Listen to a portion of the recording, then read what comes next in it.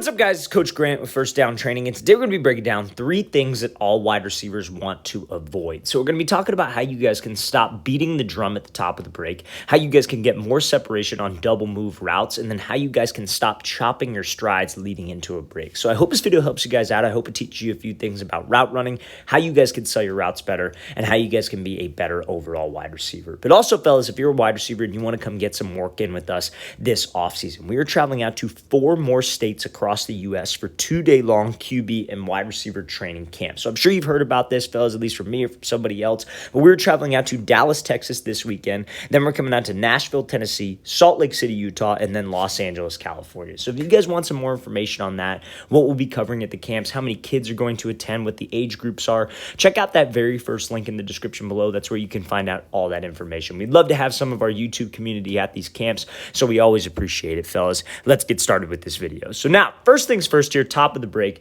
A lot of receivers from the time that they're probably 5 years old have been taught at the top of the route, whether it's like a comeback, whether it's a dig, whether it's a curl, anytime where you have to drop your hips, they're taught to beat the drum, right? Because nothing's worse than at the break point when wide receivers go and they try to get out of a route and their feet die, their hands die at the top of the break and they get stuck. So a lot of people teach you want to beat the drum at the top of the break just to keep your feet active. So let's play this thing full speed. This is an example of beating the drum. So this wide receiver actually catches the ball, but I think he catches it solely because that throw is in a perfect position.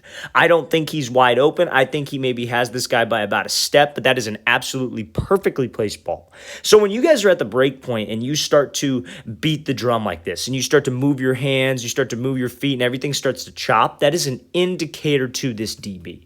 What we want to do at the top of the break is we want to be able to run into the break and run out of the break. The whole goal of any route that we run is we want to make sure that we have speed selling vertical. At the break point, I create energy by dropping my hips violently, and then I'm able to accelerate out of the break. But I got to be able to run in and run out. I got to be able to run in, get separation, and keep separation. But when you guys are getting into the break and you have this big indicator of all these choppy steps, all this choppy movement with your hands, that's just giving the DB time to put the brakes on and be able to react. So if we could be a little bit quicker with, let's say, the hip drop, not so much the quickness of my hands and the quickness of my feet, I can get out of this break just a tad easier. So fellas, how we can avoid that is when you guys are about to head up into this break here, and when you guys are going to drop down, whether you're going to snap down, run a stop, run a comeback, run a dig, whatever it is, keep your arms natural. You don't want any unnatural movement with your hands, and you don't want any wasted movement with your feet.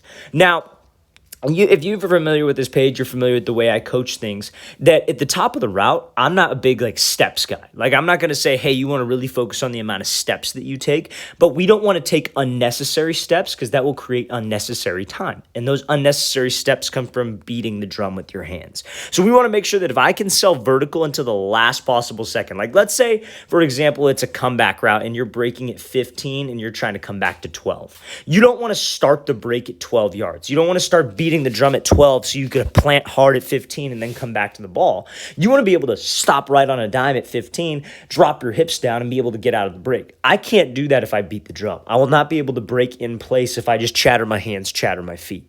There's got to be a level change. I have to drop my entire pad level, and my arms have to stay natural to drive me out. Let's play this thing again, full speed one more time. Again, really good job selling vertical, but when we beat that drum at the top of the break, that is just wasted time. Okay, so now building off of that, we're going to talk about how you guys can get more separation on a double move, like a stutter go. Okay, so now, one of the key things that wide receivers screw up on, whether it's a hitch and go, whether it's like a comeback and go, whether it's like a curl and go, some people run a dig and go, whatever it is. And anytime that you have to drop your hips on a double move, guys love to just chatter their hands and chatter their feet, aka beating the drum like we just talked about. Now, we're going to talk about how this is a problem when it's man coverage and what you want to avoid on this, and even when it's zone coverage or off coverage. So let's play this thing full speed. So this wide receiver, I'm not mad at the outside release, but when he does that double move break, he does not drop his butt down, and that is the problem with this. So when you guys go up into a route, a DB is supposed to be looking at what in man coverage? He's supposed to be watching our hips, right? No different than when we're running that stop route in the last example. He's watching my hips. So if he doesn't see if it's a double move and he doesn't see a level change with my hips and he doesn't see me drop my hips down and decelerate, he's not going to decelerate. So if I'm doing a double move route and I'm running into this thing and I just kind of chatter my hands and chatter my feet and it's a real quick kind of rushed movement, all that DB is going to do is be able to get hands, be able to keep speed. He's not going to stop his feet. He's not going to want to react on it. That quick change of direction that we have is what will draw a DB in and get him to react. I think one of the best at this, if you've watched some routes from this past season and back when he was in college, you look at Jamar Chase when he runs a double move.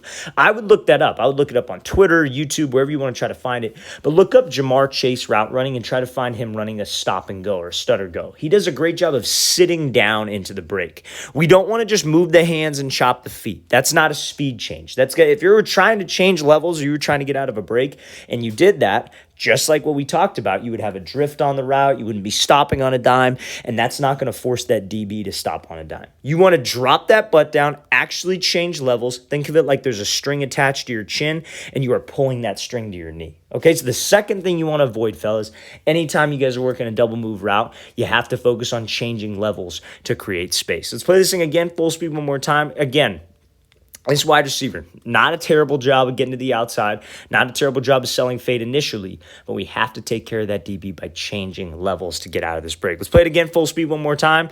Make sure, fellas, we are dropping my butt down and I'm sitting into that first portion of this route.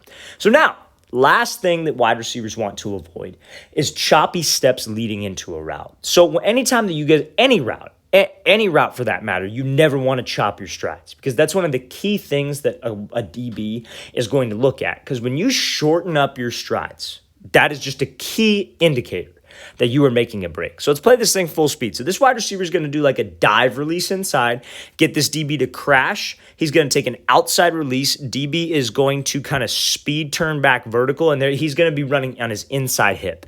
Now, he could have gotten way more separation on this break, but because he started to chop his strides, that lost him as much more separation than what he could have. Because this DB is right on his hip. I think the ball's put in a good spot, and I think because he had some speed into it and took care of him off the release, and that DB is not able to get hands, is why we won. But when you guys chop your strides and that DB is a little bit closer than this, you will be locked up. So you see when he goes up into this route, first thing when he goes to restack, he's going fast, right? Breaks off of this thing, running fast, running full stride. Then you see how his stride starts to chop right here. His stride goes from a real long stride to short, choppy strides because he's preparing for that speed cut. Now, a lot of wide receivers do this. This is not like this is the only wide receiver that does it. I think every wide receiver, especially the young ones who maybe lack a little bit of leg strength, ankle stability, knee stability, can do this, right? The wide receivers, you're constantly making cuts. You're constantly running routes off of like 1 foot, where you're having to put 1 foot in the ground, make that quick change of direction and go. And in this situation here, he's kind of chopping the stride to allow himself to do that. Maybe like running full speed into this break, he's maybe not confident cutting off of this one step. I don't think that's the issue. I think this is just an issue of him like slowing down, I guess you can say, to get out of it easier. But a lot of wide receivers will chop those strides, slow their speed, simply because they just lack the ability to cut on that 1 foot. And that's a problem, and that's something that you can work on. A lot of wide receivers neglect gym work. They neglect doing, certain field exercises that might be deemed as boring, and they might be deemed as hard in the gym. Nobody likes doing split squats, pistol squats, stuff like that. But that's what's going to help you, fellas. Doing any kind of one-legged exercise in the gym, doing any kind of hop, like a drill where you're having to hop over something on 1 foot. All that's doing is increasing the strength on the one leg, increasing the knee stability, the ankle stability, and your balance. And that is what we need when we are trying to break full speed. So wide receivers want to avoid this habit, but if you don't have those skills and you don't build upon those things like the leg strength, knee stability, ankle stability, it is very hard to just run out on the field and just cut like this. You have to bring those attributes with you. You have to work on those things to be able to do this. Because when you chop those strides, fellas, all you're doing is letting that DB know you're making a break. He's running hip to hip with you. He feels a certain speed initially, and then when he feels that speed change because you're chopping the feet, he knows that a break is coming and he can expect the break. We want to make sure that he has no idea. It is a fade until it is not a fade, and we can break off of 1 step. Let's play this thing again, full speed one more time. Again, great job with the release. Great job getting him to open up those hips, but the second we chop those strides, fellas, is the second we're letting him know I'm breaking off. All right, fellas, I really want to thank you for watching. I really appreciate it. If you guys have any questions at all, don't hesitate to leave those in the comment section. We always appreciate the feedback, you guys. It's always good to hear from you as usual. And again, fellas, if you'd like to work with us this offseason, coming out to 4 more states across the country. We're coming out to Dallas, then we're going to Nashville, Salt Lake City, and then Los Angeles. So check out that very first link below. We'd love to get you out there, fellas. I'll see you guys next time.